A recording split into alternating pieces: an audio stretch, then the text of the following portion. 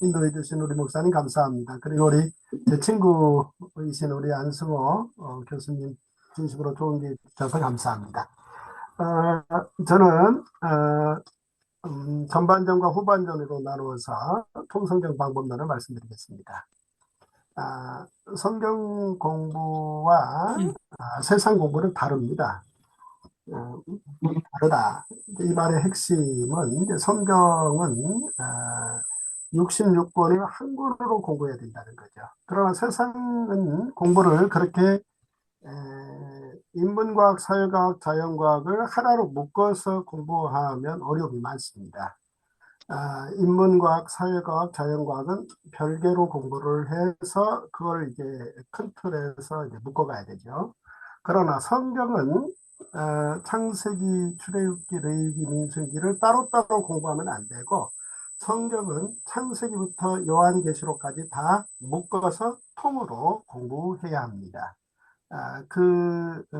이유를 저는 쉽게 오늘 두 가지로 말씀을 드리겠습니다. 첫 번째 파트는 다윗 이야기고 두 번째 파트는 7개 신앙 키워드를 가지고 성경 66권을 묶어서 공부해야 된다라는 것을 여러분들하고 공감으로 나눠갈 수 있도록 하겠습니다. 먼저 이제 다윗이라는 사람인데요.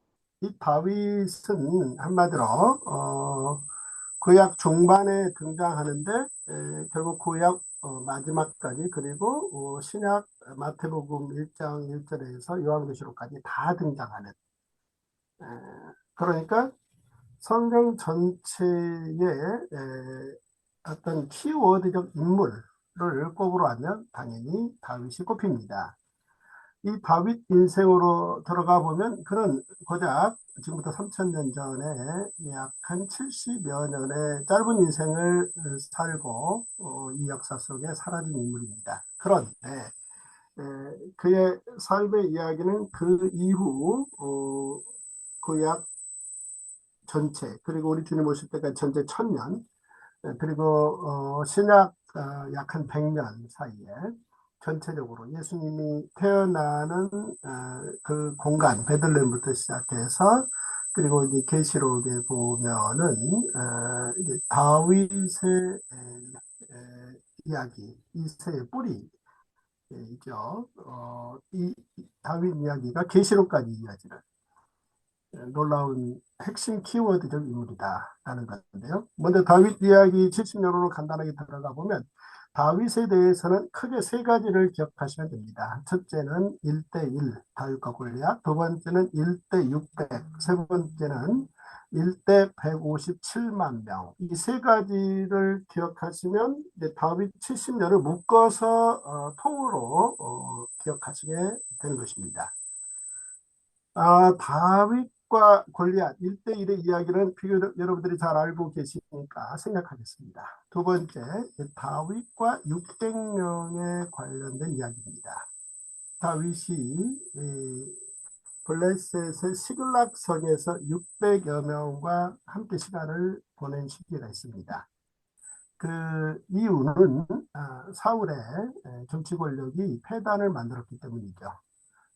사울의 정치 권력의 공공성이 상실되자 결국 사울 권력 하에서 세 가지 부류의 이탈자들이 발생하죠. 원통한 자, 환난당한 자, 빚진 자.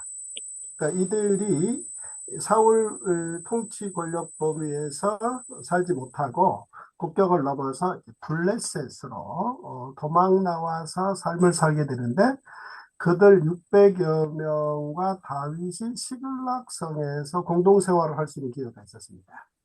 그런데 바로 이 다윗과 600여 명이 시글락성에 머문다는 이 조건을 가지고 블레셋의 왕은 오히려 블레셋이 이스라엘을 점령할 수 있는 호재의 기회라고 판단을 하죠. 상당히 정확한 판단일 것입니다. 그래서 결국 블레셋은 사울의 권력 이스라엘과 전쟁을 시작합니다. 그런데 결국 600여 명의 다윗의 그 사람들도 즉 시글락에 거주하고 있던 이 사람들도 블레셋 진영에 합류해야 되라는 요청을 받죠. 당연한 거였고. 해서 다윗은 이제 군대를 이끌고, 이번에 사울 군대와 싸우기 위해서 블레셋 편에 서게 된 거죠. 참 난처한 상황입니다. 이런 상황인데 다행히 블레셋의 어느 한 장수가 다윗을 믿을 수 있겠느냐라고 이 의의를 제기해 주죠. 이때 이제 다윗은 거기에서 머뭇거리면 안 됩니다. 오히려 이제 다윗이 더 강력하게 왜 나를 믿을 수 없단 말이냐. 사울은 나의 적이다. 나는 블레셋의 편에 서서 반드시 사울의 이스라엘을 무너뜨리겠다. 이렇게 큰 소리를 칩니다. 자, 이런 상황에서 블레셋의 왕은 다윗의 말을 믿어주기도 그렇고 그렇다고 안 믿기도 그렇고 그런가 하면은 자기의 부하들이 다윗을 의심하는 어느 위기의 순간에 다윗이 이스라엘 편에 서게 되면 이제 블레셋이 전쟁에서 지는 거잖아요. 이런 부분에 대해서 의심하는 거에 대해서 이유 없다라고 말할 수도 없는 것이죠. 괜찮아. 그러므로 말미암아 결국 이제 다윗은 거기에서 오히려 이제 블레셋 왕이 거기에서 정리를 해줍니다. 너의 충성심을 알았으니 이제 시글락성에 돌아가라. 돌아가서 거기 있으라는 얘기죠. 거기 있어 주는 것만으로도 블레셋 왕이 생각하기에는 이제 블레셋이 이스라엘 즉 사울을 점령해서 무너뜨리는데 아무 문제 없다고 본 겁니다. 저기 조 박사님, 네? 강의 중에 죄송한데요. 조금 볼륨을 좀 높여주실 수 있으면 좋겠습니다. 죄송합니다. 볼륨을 조금 이렇게 마이크를 가까이 하시든지 어떻게 좀 해주시면 좋겠습니다. 네. 잘 들리십니까? 조금 아까보다 좀 낫네요. 여기는 잘 들리는데요. 잘 들립니까? 네. 네. 감사합니다. 네.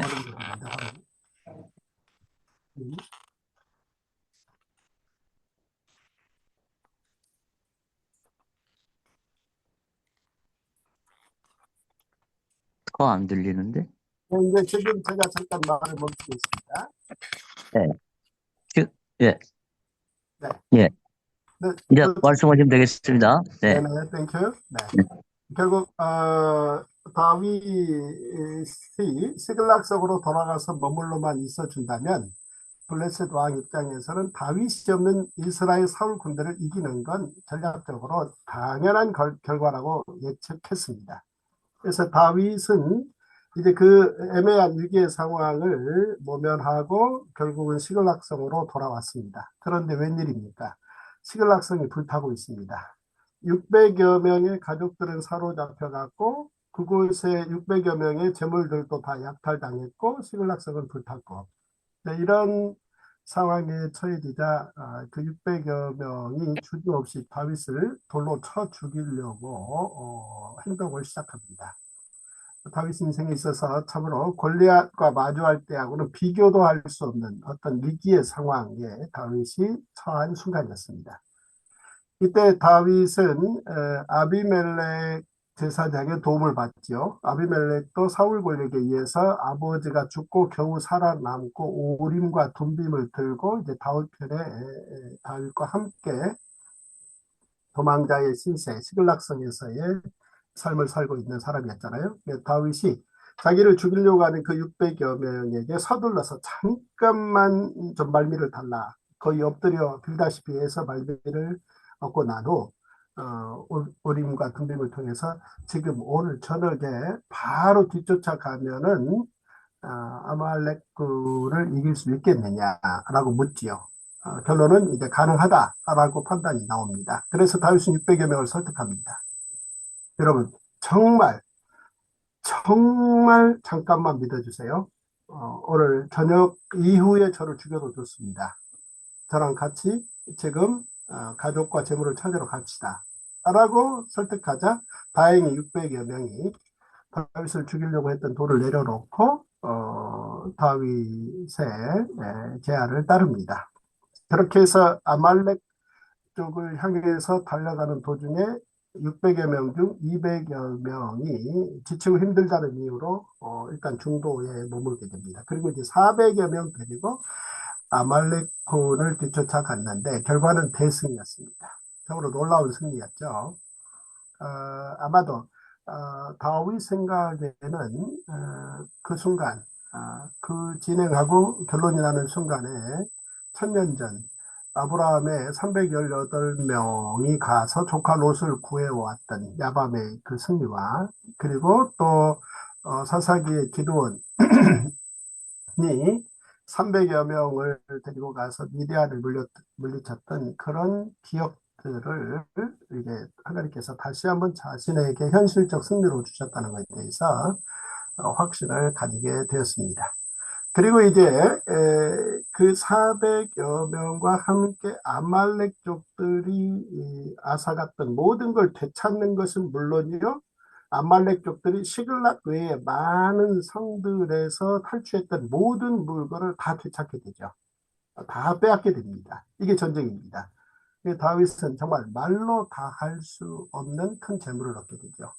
세상 역사를 들여다보면요, 장사를 통해서 버는 돈은 푼돈입니다. 가장 목돈은 이제 전쟁을 통해서 버는 겁니다. 그래서 이제 국가 정치 권력이 하는 일이 장사를 통해서 푼돈 나누게 하는 것과 필요하면 전쟁을 통해서 국가의 부를 획득하는 일을 예나 지금이나 하게 돼 있는데, 어쨌든 다윗은 시글락의 모든 재물을 빼앗아갔던 아말렉과의 전쟁을 통해서 상상 초월한 부를 획득해서 귀환합니다. 자, 귀환하는 도중에 그 400여 명이 200여 명 남아있던, 중도에 남아있던 사람들을 만나게 됩니다. 자, 그러자 400여 명이 200여 명을 대상으로 다윗에게 제안합니다. 저 200여 명은 싸움에 참여하지 않았기 때문에 가족들은 돌려주되 재물은 주지 말고 여기에서 그들과 헤어지도록 하자. 자, 그 400여 명의 그 제안을 하는 그 사람들에 대해서 성경은 뭐라고 표현해 놓고 있는 거니? 그 400여 명은 악하고 불량한 자들이라고 써놓고 있습니다. 참 재밌는 사실이죠. 다윗이 시글락성에 같이 어울리는 사람들이 악하고 불량한 자들, 당연한 거죠. 우리는 어떻게 하든 악하고 불량한 자들을 만나지 않으려고 또 않게 해달라고 기도하잖아요. 그러나 거기에 너무 연연해할 거 없습니다. 다윗은 그 시대에 정말 악하고 불량한 자들, 그 400여 명과 전쟁에서 이겼던 것이죠. 그리고 이제 다윗은 그들에게 말합니다. 나의 형제들이여 라고 얘기하죠. 그 400여 명에게 나의 형제들이여 라고 말하고 그들이 제안한 가족들 돌려주고 재물 주지 말고 헤어지자는 그 제안을 단칼에 거절하고 그 400여 명 플러스 200여 명이 같이 가족들을 다 돌려받는 것은 물론이요, 전쟁에서 빼앗은 모든 재물을 n분의 1로 나누겠다라고 선언해버립니다. 이러면서 이제 다윗의 1대 600 관계가 성립이 됩니다. 굉장히 중요한 지점이라고 봐야 되겠습니다. 자, 이 600여 명을 근간으로 결국 다윗은 그의 생애 어느 정점에 이르렀을 때 157만 명을 그는 손에 쥐게 됩니다. 600여 명을 기초로 어느 일정 시간이 지났더니 157만 명, 칼을 쥐고 전쟁에 나아갈 준비된 사람들이죠.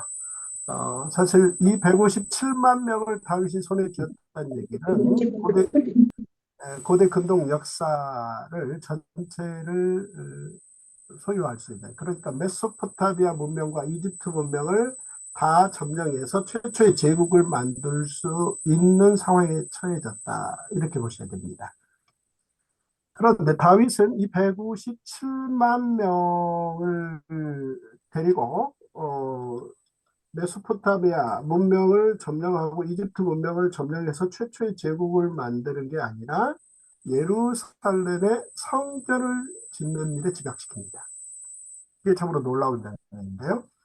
이후 다윗 이후 800 BC 8세기, 그러니까 다윗이 BC 10세기니까 미안합니다.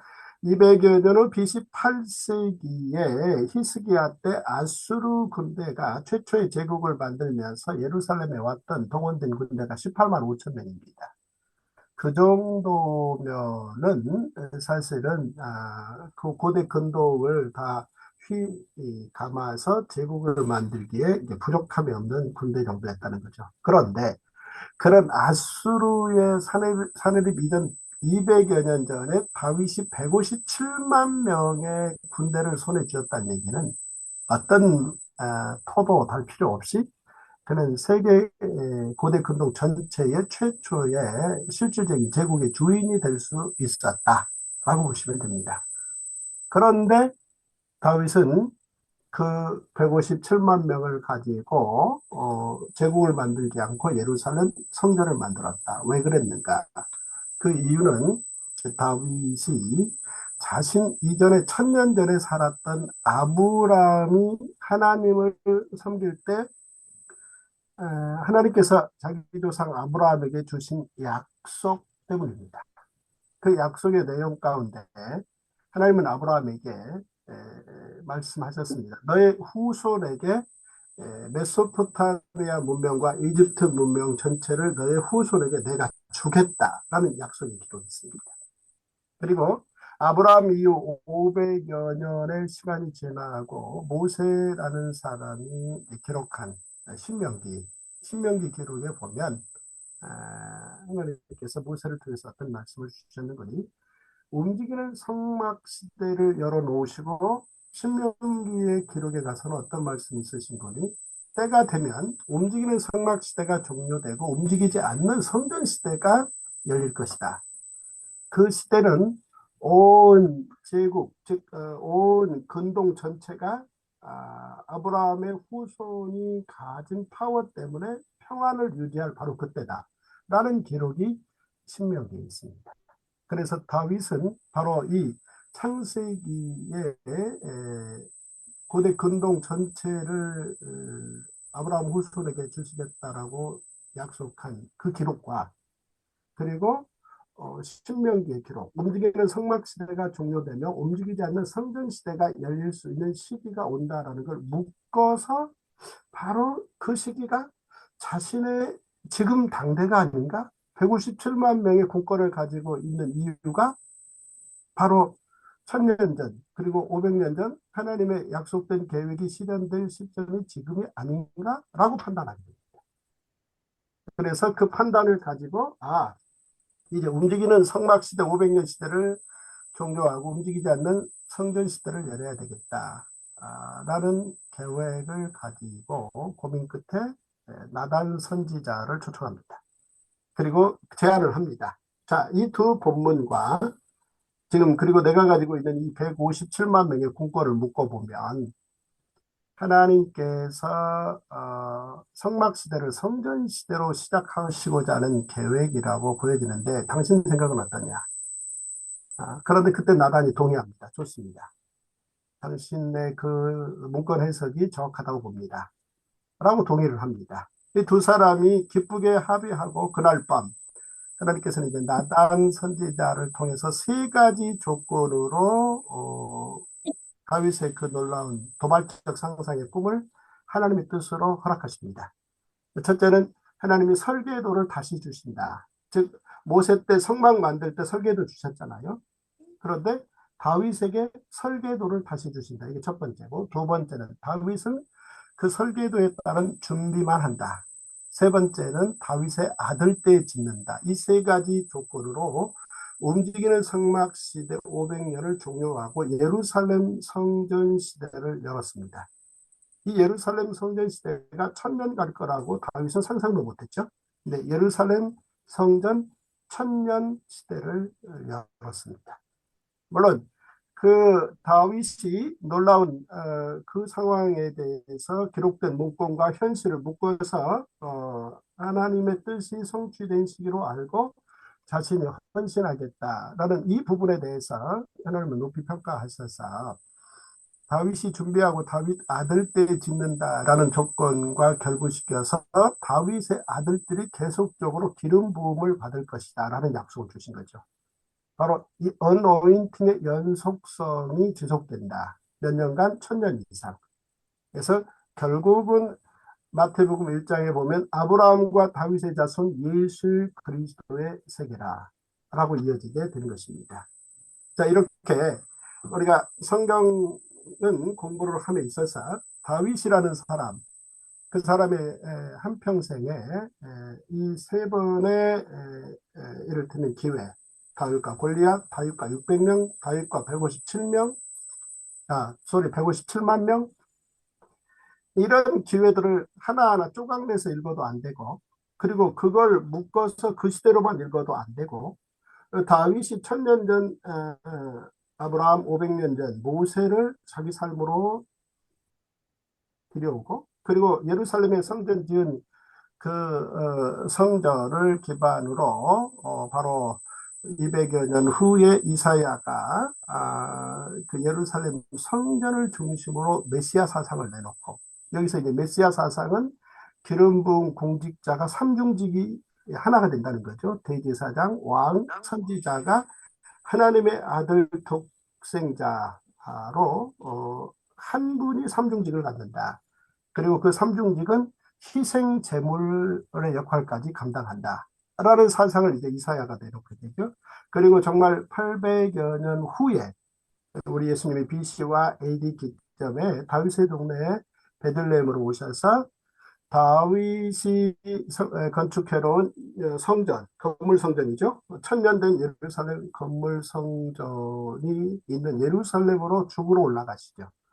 그리고 거기서 십자가를 지십니다. 십자가를 지시는 순간 예루살렘 건물 성전의 휘장이 위에서 아래로 찢어집니다.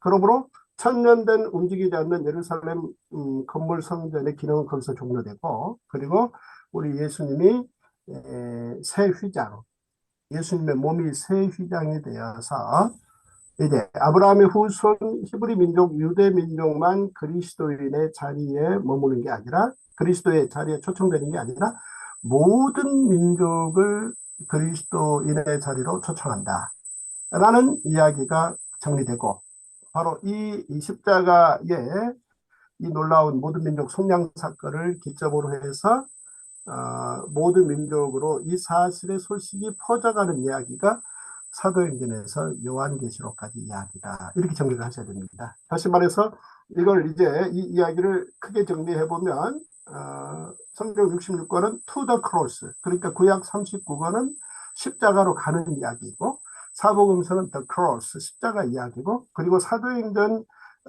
부터 요한계시록까지는 from the cross, 십자가로 나온 이야기다. 그래서 성경 66권은 계시의 말씀으로 66권인데 전체가 한 권으로 통으로 읽어야 된다 라는 사실을 저희들에게 이 성경을 공부함에 있어서 깨닫게 합니다. 이게 이제 첫 번째 다윗의 이야기를 가지고 이제 성경 전체를 to the cross, from the cross로 통으로 봐야 된다라는 첫 번째 파트였고, 이제 두 번째 파트로 들어가서 좀 더 신앙 키워드를 몇 개를 더 살피면서 이 부분에 대해서 이제 말씀을 드리겠습니다. 성경은 우리 인생들에게 하나님께서 여타 피조물들과 변별성을 가진 이성의 어떤 이야기들, 이성을 컨트롤하는 이야기들도 들어 있습니다. 그런데 그 이성을 컨트롤하는 이야기만 성경에 들어있다면 성경은 계시의 말씀이라고 우리가 말할 수 있겠죠. 그런 이야기, 이를테면 시간 이야기, 공간 이야기, 인간 이야기, 그리고 세상의 제국, 나라 이야기가 들어있긴 합니다만, 더 이제 깊게 들어가면은 놀랍게도 성경은 신앙 키워드, 즉 인간 이성으로 결코 생산해낼 수 없는 신앙 키워드가 성경 안에 들어 있습니다. 그 신앙 키워드를 약 한 7개 정도를 가지고 이제 간단하게 약 한 20분에 걸쳐서 이제 살펴보겠습니다. 혹시 이제 여러분 화면이 보이십니까? 화면이 보이시면 이렇게 해주세요. 안 보이십니까? 보이십니까? 네, 목사님 감사합니다. 너무 잘 보입니다. Thank you very much. 네. 자, 왜 성경 전체를 to the cross, from the cross로 통독해야 하는가? 왜냐하면 구약의 신앙 세븐 키워드가 예수 십자가를 통해서 신약의 신앙 키워드로 더 새로워졌기 때문이다.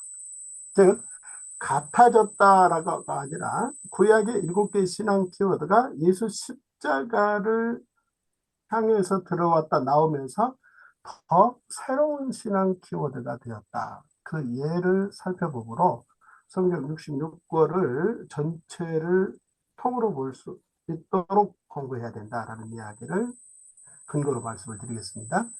자, 먼저 이제 안식일 거룩이고, 두 번째는 번제할 어린 양, 세 번째는 첫 번째 유월절, 네 번째는 너희가 제사장 나라, 다섯 번째는 신의 산 언약, 여섯 번째는 기름 부음, 일곱 번째는 예루살렘. 이 7개의 신앙 키워드는 인간 이성으로 생산해낸 결과물이 아니올시다. 예를 들면 인문사회 자연과학의 어떤 통계적 결과물로 학문화된 포인트가 아니라는 얘기입니다. 안식일이라는 말, 이 말은 이제 하나님께서 천지를 창조하시고 7일째 되는 날을 그 안식일로 결정하시면서 그날을 이전 6일과는 다른 거룩한 날이다라고 하나님의 속성을 그 안식일 안에 담으신 겁니다. 여러분, 우리가 성경을 읽다 보면 창조주 하나님의 그 속성, 즉 인간의 속성이 있고 피조물들, 즉 짐승들의 속성이 있잖아요. 그런데 하나님의 속성, 창조주 하나님의 속성으로 우리가 쉽게 늘 성경을 펴서 확인하는 몇 가지 속성이 있다면, 하나는 거룩, 하나는 전지전능, 하나는 무소부재, 뭐 이런 속성이잖아요. 그런데 하나님의 속성 가운데 거룩은 안식일을 통해서 피조물인 인간들이 참여할 수 있고, 십자가를 통해서 이제 그 거룩을 소유하게 되죠. 그런데 그런가 하면은 이제 전지전능, 하나님이 모든 것을 아시는, 그리고 모든 능력이 계시는 그 속성은 인간들에게 허락하시지 않았는데 아담과 하와가 거기에 감히 도전하죠. 그래서 죄를 짓습니다. 그런가 하면 무소부재, 어느 곳에든 계신다. 바로 시간과 공간에 제한을 받지 않으신다. 이 부분은 유일하게 또 하나님의 속성이고, 우리 인간이 이제 거기에 닮아갈 수 없다. 물론 이제 영원한 하나님, 새하늘과 새 땅으로 갔을 때 이제 그 하나님의 품 안에 안긴다라는 이제 거룩한 어떤 궁극적 목적, 영원한 영생의 목적으로 이제 간다는 얘기지. 인간이 육신을 입고 생존하는 기간에는 전지전능이나 무소부재의 속성을 가질 수 없다라는 부분에 대해서 이제 정리를 해야 됩니다. 그런데 안식일 거룩이라는 말로 이제 시작이 되는데, 그런데 사복음서에서 보면은 우리 예수님이 십자가를 지시는데, 근데 이 십자가를 지신 이 사건을 놓고 성경에 기록은 이렇습니다. 예수 그리스도의 몸을 단번에 들이심으로 말미암아 우리가 거룩함을 얻었다. 상상할 수 없는 이야기죠. 이 창세기 안식일 거룩부터 시작해서 구약 성경의 모든 거룩 이야기, 이 하나님의 속성, 그래서 인간이 참여해서 하나님과 가까워지는 이 속성이 예수 십자가를 통하여 우리가, 여기에서 우리가는 모든 민족이 해당됩니다. 우리가 다 거룩함을 얻었다. 결과적으로 이제 신약성경 마지막 요한계시록에 가보면 이제 이렇게 그 놀라운 사실을 표현해 놨는데요.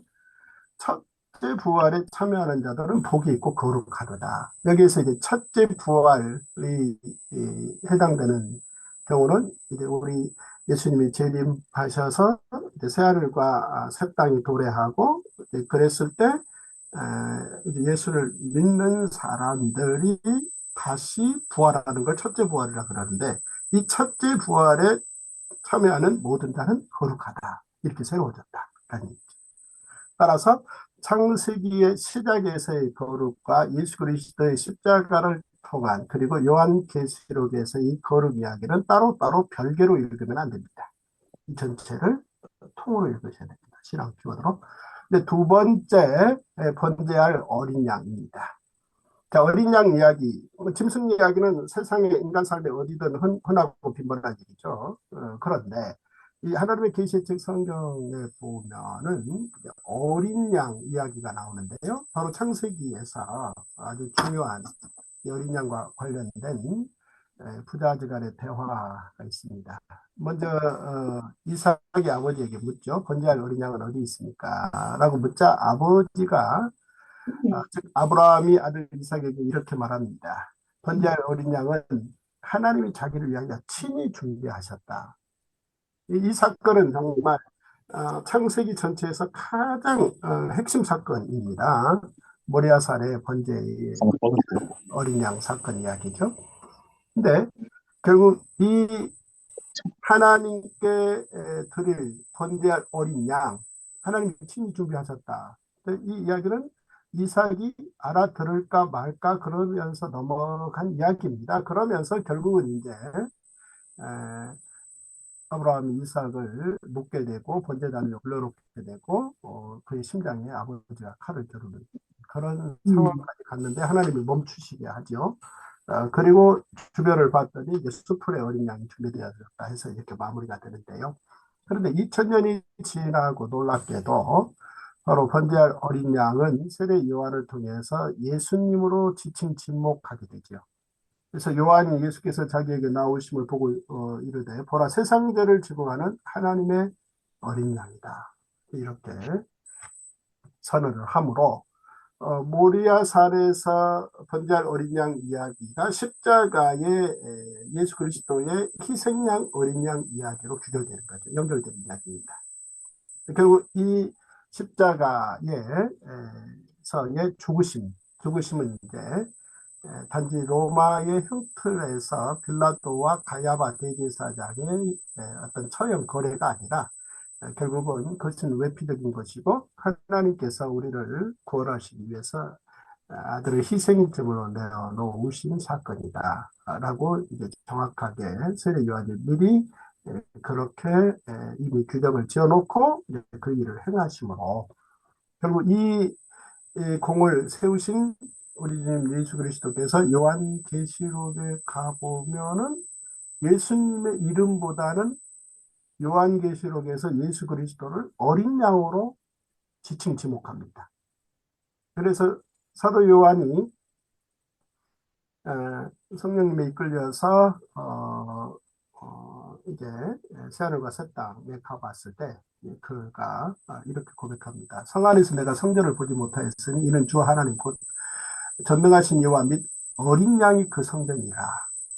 이거 상상도 할 수 없는 얘기죠. 이거는 이제 구약 성경에 번제할 어린 양 이야기, 그다음에 성막 성전 이야기, 그리고 예수 십자가 이야기, 이 모든 이야기를 묶어서 이해를 해야 계시록의 이 표현, 어린 양이 하나님과 어린 양이 성전이다. 즉 하나님과 예수 그리스도가 성전이라는 얘기죠. 이 부분까지 묶어서 이해할 수 있다.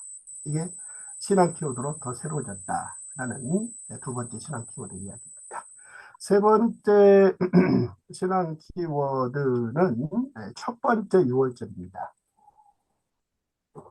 출애굽기에 이제 등장하는 이 유월절이라는 이 말은 하나님께서 아브라함을 통해서 이배국과 출애굽의 밑그림을 그리셨다라는 게 창세기 이야기입니다. 즉 아브라함의 후손들을 애굽에 살게 해서 제국을 경험한 후 때가 되면 그들이 출애굽해서 가나안에 돌아와서 제사장 나라를 세운다. 이것이 이제 우리 하나님께서 아브라함을 통해서 세우신 이배국과 출애굽의 500년 큰 밑그림이었습니다.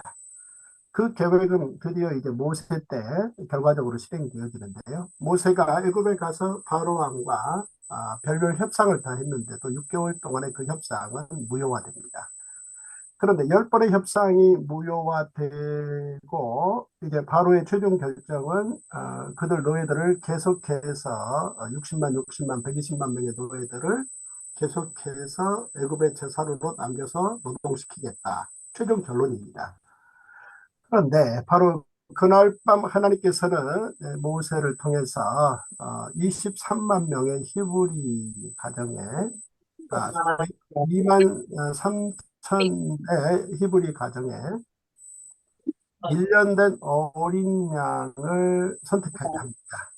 그리고 각 가정에 장자들이 다 있지 않습니까? 이제 장자들하고 연동시키면서 그 1년 된 어린 양을 잡아서 피를 문설주와 임방에 바르고 그다음에 뼈는 꺾지 말고 또 고기는 이제 구워서 먹으라 라는 그저 약속을 주시면서 만약 이 약속을 지키지 않을 것 같으면 히브리 장자들 그 가정의 장자는 죽는다 그 말씀을 하십니다. 네, 감사합니다. 해서 죄송한데 강의 중인데 지금 음성 좀 부탁드립니다. 네, 괜찮으시죠? 네. 네, 뭐 괜찮습니다. 뭐 여러분들 무슨 말씀 드리는지 다 지금 이해를 하시잖아요. 결국 이제 이 이야기는 히브리 각 가정이 이 사실을, 즉 1년 된 어린 양의 피로 장자들이 살게 될 것이고, 이것을 잘 모르는, 아니, 아예 모르죠. 일곱의 각 가정의 장자들은 죽게 된다. 라는 그 말을 믿고 2만 3천 가정에서 2만 3천 마리의 1년 된 어린 양을 잡아서 제사를 드립니다. 그 피를 바르죠. 그런데 놀랍게도 다음날 아침에 보니까 2만 3천 가정의 히브리 가정은 장자들이 아무도 죽지 않았는데 그 이상의 애굽 나라의 각 가정의 장자들은 왕의 장자로부터 맷돌 가는 여인의 장자들까지 다 죽고 맙니다. 우리는 안 놀랐는데요. 그 당시 애굽에서는 진짜 깜짝 놀랐습니다. 우리가 성경을 읽으면서 우리가 스토리를 묶어서 읽는다면 정말 놀랄 만한 일인데 우리가 예화주의, 요절주의, 권별주의 하다 보니까요. 이런 이야기를 들으면서 한 번도 놀라지 않고 성경을 읽는. 그러니 우리가 성경 읽는 어떤 성경 읽는 실력이 얼마나 준비되지 않았는지를 놀라는가 놀라지 않는가를 통해서 확인할 수 있습니다. 깜짝 애굽에서 놀래고 이제 나가라 해서 출애굽을 하게 되지요. 이게 첫 번째 유월절인데요. 하나님께서는 이 첫 번째 유월절을 매년 그날에 기념하라 라고 법으로 주셨어요. 그리고 이제 1500여 년의 시간 동안 이 첫 번째 유월절은 반복적으로 지켜집니다. 그러므로 말미암아 우리 예수님께서 3년 공생의 사역을 마감하면서 십자가 지시기 전날 밤 애굽에서 시작된 첫 번째 유월절을 1500년 만에 마지막 유월절로 지키고 이날이 첫 번째 성찬식입니다. 여러분들이 와우, 우리가 성찬식 하면 지금 2000년 동안 존속하고 있잖아요. 이 2000년 존속된 예수님의 피를 기념하는 성찬식이 그래서 마지막 유월절, 즉 애굽에서의 첫 번째 유월절 후 1500년 후에 마지막 유월절에 하나님께서 그 아들 예수 그리스도를 하나님의 어린 양으로 십자가에 오르게 하시기 위한 준비였다는 사실을 이제 정확하게 깨닫게 되는 거죠. 그렇다면 출애굽기와 우리 예수님의 첫 번째 성찬식과는 뗄래야 뗄 수 없게끔 묶어서 읽어야 된다. 그리고 이제 결과적으로 우리 예수님께서는 1500년 동안 애굽에서 시작된 바로 이날 첫 번째 유월절을 기념하는 이 날을 우리 예수님의 첫 번째 성찬식을 통해서 폐기하고 폐기한다는 말 아주 중요합니다. 그 날을 폐기하고 날을 기념하라 라고 이제 선언하시게 되는 거죠. 그래서 우리는 이제 어떤 6월절 그날을 특정한 날을 지목해서 지키는 게 아니고 기념하는 게 아니고 늘 언제 어디서든 어느 장소에서든 어느 시간에서든 예수님의 피를 기념하는 성찬식을 거행하게 되었다라는 사실을 기억을 하셔야 합니다. 그러므로 말미암아 바울이 이제 고린도 교회에 바로 성찬식을 가르치고 고린도 교회는 대체적으로 보면 이제 로마인 그리스인들의 모임이잖아요. 히브리인들, 유대인들이 아닌 그들이 성찬식을 기념하는 이야기를 보게 된다라는 키워드입니다. 그 다음 하나만 더 말씀을 드리겠습니다. 한 3부에 걸쳐서. 너희가 제사장 나라가 되라. 이거는 이제 하나님이 모세를 통해서 수백 년 동안 노예 생활을 해왔던 그들에게 나라가 되라 라는 말씀을 하시죠. 너희가, 즉 너희가 내게 대하여 제사장 나라가 되며 거룩한 백성이 되리라. 너는 이 말을 이스라엘 자손, 즉 히브리인들, 야곱의 후손들에게 전하라. 그래서 결국은 이제 그들이 시내산에서 하나님의 이 제안을 받아들여서 소의 피를 양쪽에 뿌려서 결국 이제 제사장 나라 언약, 시내산 언약을 맺게 되므로 제사장 나라가 세워집니다. 제사장 나라가 세워졌다는 얘기는 이제 그 안에 나라의 시스템이 있다는 거잖아요. 그 시스템의 핵심은 첫째는 3대 명절입니다. 유월절, 오순절, 초막절. 두 번째는 3대 절기입니다. 안식일, 안식년, 희년. 세 번째는 5개 제사입니다. 번제, 소제, 화목제, 속제제, 속건제. 바로 이 세 가지 골격을 가지고 이제 제사장 나라를 시작을 했고, 이 제사장 나라 법을 1500년 동안 존속시킵니다. 바로 이 제사장 나라를 근간으로 예루살렘이 유지됩니다. 바로 1500년 동안 유지되어 왔던 그 제사장 나라, 그리고 핵심 센터인 예루살렘에 이제 예수님이 마지막으로 오르셔서 첫 번째 성찬식 때, 마지막 유월절 첫 번째 성찬식 때 우리 예수님께서 제자들에게 이렇게 말씀하십니다. 내 아버지께서 나라를 내게 맡기신 것 같이 나도 너희에게 나라를 맡긴다. 여기서 나라는 이제 더 이상 제사장 나라가 아니고 하나님 나라입니다. 여러분, 정말 상상도 할 수 없는 이제 놀라운 선언이다. 이렇게 여러분들이 읽으셔야 합니다. 그러므로 이제 그 순간부터 제사장 나라는 하나님 나라 안에 수렴되고 이제 하나님 나라가 본격적으로 통치되고 있다. 그래서 나라와 권세와 영광이 아버지께 영원이라는 우리의 기도가 히브리인 출신 유대인, 그리고 유대인 출신 그리스도인만이 아닌 모든 민족 그리스도인들의 기도가 되었다라는 사실이고, 그래서 이제 이 이야기가 이제 계시록에 가보면 이렇게 기록되어 있습니다. 그의 아버지 하나님을 위하여 우리를 나라와 제사장으로 삼으신 그에게 영광과 능력이 세세토록 있기를 원하노라. 그래서 모든 민족 그리스도는 한 사람 한 사람을 하나님 나라로 세웠다 라는 이야기로 더 새로워졌다 읽으셔야 합니다. 자, 나머지 부분은 다음 기회에 성경통독 레시피 책을 여러분들이 구입하셔서 더 공부하실 수 있으면 좋겠고요. 이러므로 말미암아 결과적으로 우리 그리스도인들은 누구냐라고 말했을 때 이제 우리 그리스도인들은 바로 하나님 나라 거룩한 공직자가 된다. 즉 우리 그리스도인은 하나님 나라 거룩한 공직자다. 이 공직자들은 바로 구약 성경이 십자가를 통해서 발생한 예수 그리스도의 사명을 통해서, 그리스도의 사명을 통해서 그리스도인이 되었고, 그 그리스도인은 이제부터 이 5가지 신앙 키워드 운동을 진행해야 된다. 첫째는 하나님 나라 거룩한 예배자, 둘째는 순교신앙으로 사는 제자들, 셋째는 지상명령을 수행하는 전도인, 넷째는 재림약속을 믿는 마라나타 신앙인, 다섯째는 영원히 사는 하나님 나라 백성 운동이다. 바로 이 운동이 사도행전에서 요한계시록까지 진행되었고, 그 다음 2000여 동안 지금까지 쉬지 않고 존속되어서 오늘 우리 그리스도인의 위치로 이어졌다 라고 말씀을 드리겠습니다. 자, 여기까지입니다.